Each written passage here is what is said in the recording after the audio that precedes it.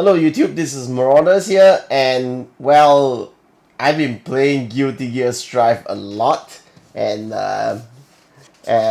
some of this might be familiar to you because this is my 8-bit though arcade stick which I modded with MixBox style controller for the basically I substitute buttons to control the directions, and this was working out pretty great. But I knew I wanted to go one step further, which is I knew I needed to build my own stick because there were some things which I really wanted to customize on my own, and modding just the controls of an existing stick, I cannot do that. So, well, I had to get building. So after working on this for a few weeks, I present to you, this is my personally custom made fighting controller. I would call this a fight stick, but first of all, there's no stick, and it's not even a box, you see. It's actually just a flat board. To be more precise, this is an A4 sized piece of compressed foam. This is not even wood. This is you don't use wood for making your sticks because you need to figure out how to waterproof it against sweat and other things like that. So this is actually compressed foam, so it's supposed to be pretty good, pretty resistant to water. Water can't do anything to it. And yeah, so it's actually just a board. And these things aren't even screwed down on this board. It is just it's just stuck on this board with blue tack, just like how I stuck on my previous mod to my joystick. You just open it up. So you can see this is just it's basically the same way I designed the mod previously, which is to have a holder and then like a stand that gets stuck onto the board, and then you can even put blue tack on here to make it more stable, and that's it. Everything is just glued on. It's just stuck on. It's not even glued on. So the heart of this fighting board is the Raspberry Pico. I'm running the GP2040 firmware. So this gives me there's a very minimal lag. It's one of the things that custom firmwares that has very minimal lag, and the most important part is it runs on the Raspberry Pico, which is quite easily, I can still find it quite easily here in Malaysia, and of course it's very cheap. Okay, compared to something like a Brook board or something, instead of this is really much cheaper than one. So that's why I decided to use this custom firmware. And of course, this is just a holder board for the Raspberry Pico. There's nothing special about it. I just got this thing because I wanted to have the terminals to screw the wires in instead of soldering them in, because yeah, if I had to solder them in, I'm not very good at soldering, so that's why I found a board like this that can screw the wires in instead of having to solder it. On the back, I just made some feet, so because I had another wacky idea, but my wife didn't really think too much of that, so yeah, never mind.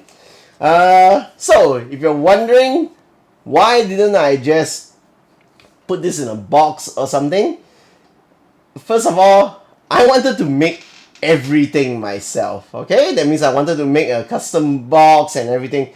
And when I was looking into the other designs that were available to gain inspiration, I noticed that a lot of the fighting sticks, when you have a custom box, they always want to go together with a printed circuit board, and I can't design printed circuit boards, and I wasn't gonna wait to order one. So as I was looking into it, I thought like, hey, you know what? Because it's not like I'm using a stick or anything. I'm just using buttons, and the buttons that I did with my mod held down pretty well when I just stuck them down using blue tack. So I thought to myself, why not? I'll just get a nice flat surface and I'll just stick everything on it. And because of that, I have a pretty low profile controller. It's slim. I mean, if you don't discount the feet, it is really slim. I think it's about like 10 cm or 10 mm, so about 1 cm tall or something. So yeah, I end up making a pretty flat controller.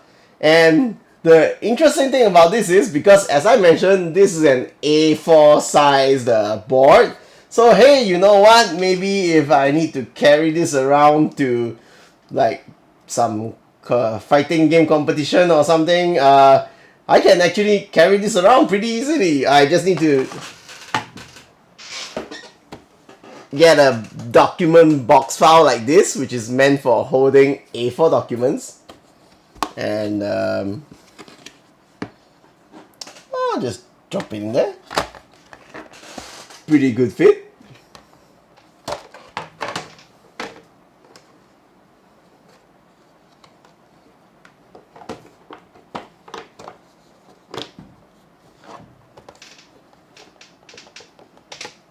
There you go. I can now carry this around in a backpack or something, and it's light and doesn't weigh a ton, and yeah, that's it. So it turned out to be a pretty good decision on making this portable and everything. Okay, so one of the main reasons that I decided to build my own fighting stick is that I wanted more control over the SOCD cleaning, which is what SOCD is basically what happens when you press the opposing directions at the same time. So like when you press right and left at the same time. So the thing that I'm looking for is what we call last input wins SOCD, which is like if I hold one direction down and when I press the other direction, you can see that the input that I put in wins. Okay, so this is particularly useful for Mei, because for charged characters like Mei, because instead of having to go like left, right, left and right to do my dolphins, okay, all I have to do is hold down back and then just press forward and the slash. So it's mighty convenient. And the other great thing about it is now Mei's super is basically forward, down, back, forward, and then heavy slash. So I can do it like that. Okay. So even with just a MixBox, a button style controller, I can already very easily do it.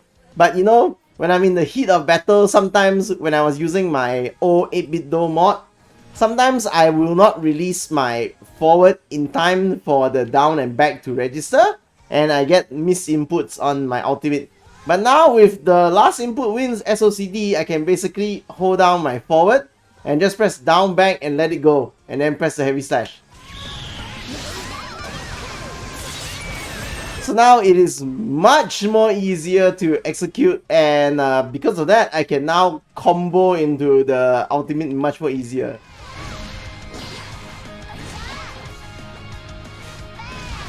Let's see. And some do call it as cheating, but you know, I still need to be able to find the right opportunity to use the move, you know. Dexterity of the controls shouldn't determine my skill in playing the game. Something like that. I mean, some people will debate that to all for the whole day.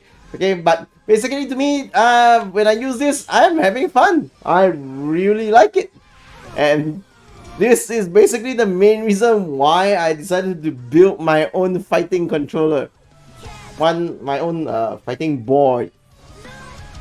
So yeah, I've been having a really fun time playing Guilty Gear Strive with this thing, with my fighting board.